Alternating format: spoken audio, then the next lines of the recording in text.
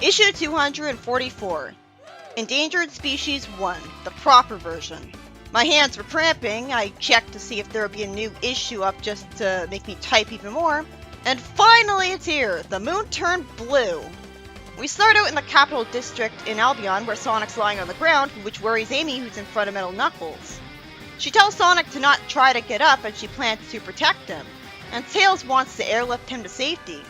That's impressive. It's like he's actually injured by the electricity. Oh, and the fact that he fell and hit his head on a rock, apparently.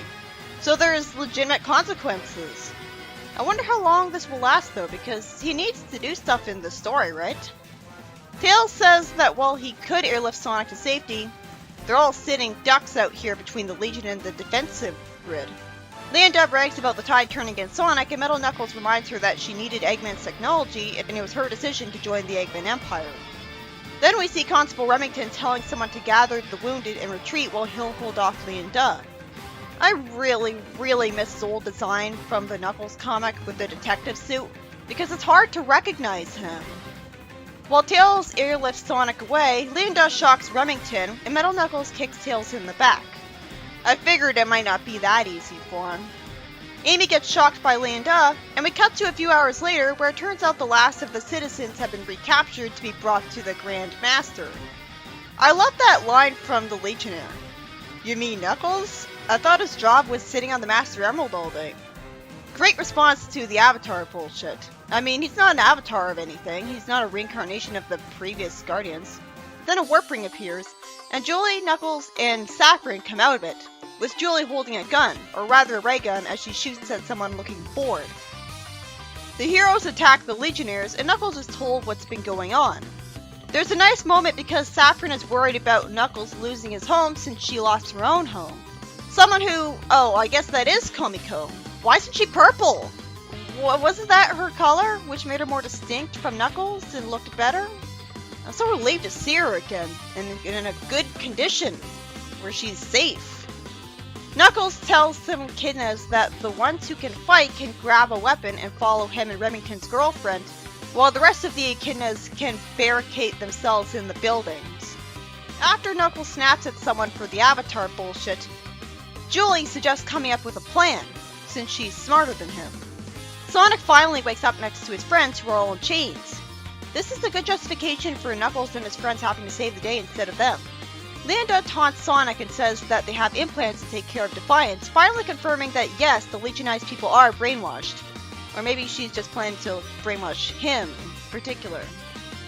Remington calls Leonda out on not being good, and Leonda says that without Remington sowing chaos in her army with the Frost Legion stuff, she would have taken Angel Island long ago, stopped Benitevus, and saved them with the Master Emerald. Huh. I wonder if that was true. I wish I could see an alternate universe where that happened. She says that she can't leave Eggman's side, and Tails reminds her of the bomb in her cybernetics in front of the other Legionnaires and Remington, who react as if they're learning this for the first time. Again, why wouldn't Eggman tell all the Legionized people that they have a bomb in them right away? This problem started with Flynn, of course, but still, that's a great incentive for them to behave, and they're acting like just now they're learning this. Meanwhile, in the streets of Albion, the evil purple guy who tried to wipe out all the— No, we're not talking about that. Thrash, that's his name. How did I forget that? Anyways, he knocks someone out and steals the hair of the echidna. That's weird. If he hates echidnas, why would he want to clone more of them? Or is he making an echidna detector? Saffron talks to her friends on a Bluetooth or something as mission control, saying that the bad guys are patching up a large opening in the wall, and there's 2 defense cannons and a Knuckles robot. It makes sense that she could be useful for gathering information safely since she can fly. I wish she did this more often. After Komiko lampshades to the Julie Sue lookalike that she doesn't even know how to use a blaster, Julie says that Saffron and Komi's group can deal with the guards, while she'll use a disguise to sneak in and liberate everyone. Knuckles tells her not to let Leonda get her hands on the warp ring. Good thing to have that. That'll be very useful in getting to where they want to go. Julie charmingly tells Knuckles to rejoice in the fact that Eggman finally acknowledged Knuckles' coolness by making him medal him, and Knuckles says he'll try not to have too much fun smashing things. We see narration, and Knuckles fights some Legionnaires and Metal Knuckles, and is thrown around by them.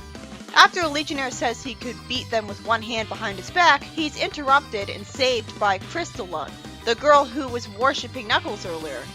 I love her clothes, at least. And back to the bragging thing, there's a lot of mildly charming moments to this story, which is good. It's mostly focused on action and plot progression, which it should be, I guess. It could be more charming, though. Wait, Metal Knuckles just blew up? That was lame. We barely got to see him fight him. I guess Knuckles made him get hit with a laser from something, but still. At least this way we get the plot progressing faster. Speaking of padding, though, there is some, as Leonda tries to tell some horrified people that the bombs are just a lie. Why would she lie to them about the bombs? I mean, sure, like, she might lie about bombs being in her because she's self-conscious about it, but lying about the bombs in general? Wouldn't she want to ensure their obedience by telling them the truth? What could they do against them?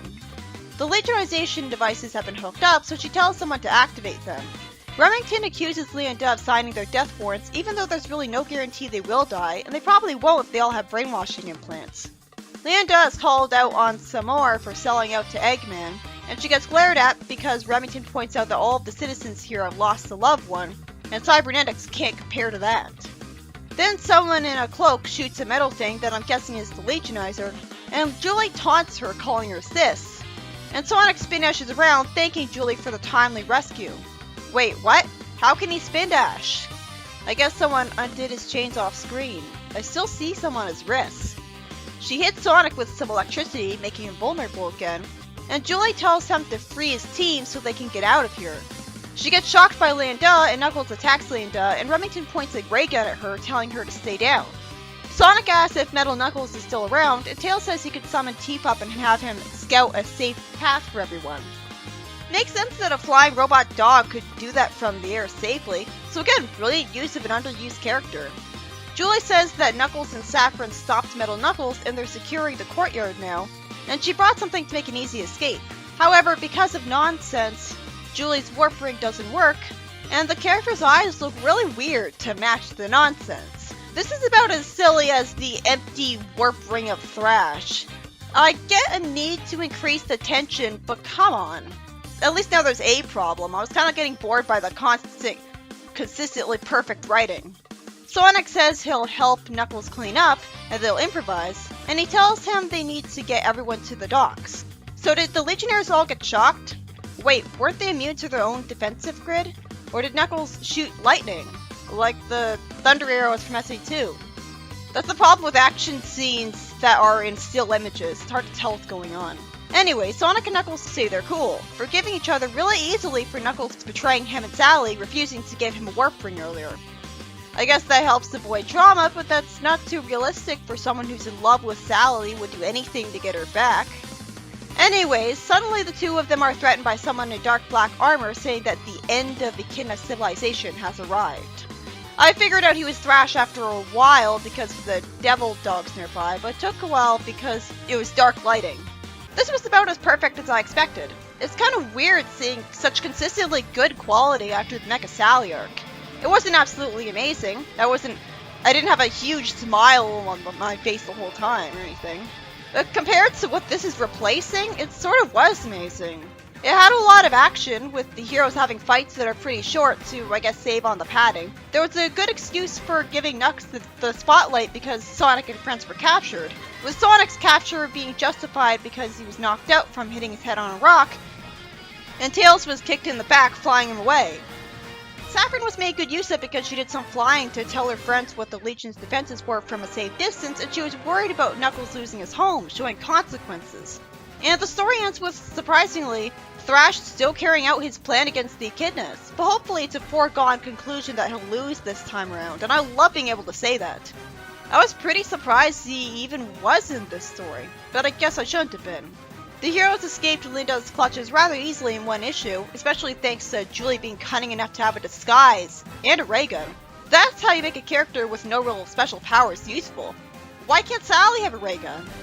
So it makes sense Thrash would show up as someone to make the heroes and villains team up against them. If I had one complaint, it would be that Julie's warp ring had no reason to malfunction just for the sake of drama. If it gets explained in later issues, well, why not just explain it right away?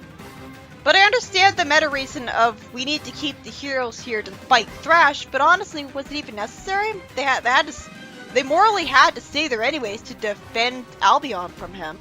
They didn't need the Warframe to glitch out, except to keep all those echidnas in Albion so they'd have to defend them, I suppose. I don't know, it's weird to review a story and have 3 whole pages where there's really only one instance of plot holiness. Only one real problem. I'm used to worse. I guess if I were to make another complaint, Metal Knuckles lost way too easily. That was just pathetic. I don't know, maybe he'll be in later issues. It'd be repaired, but at least it saved on comic space. And I found it to be kind of a waste of time that Remington was yelling at Leonda for selling out her people. Like, yeah, preaching to the choir there. Stop wasting your time with her. This could have been covered in just one text box. Now I'm looking forward to 6 billion years from now, I mean 6 months, when the next issue will finally come out.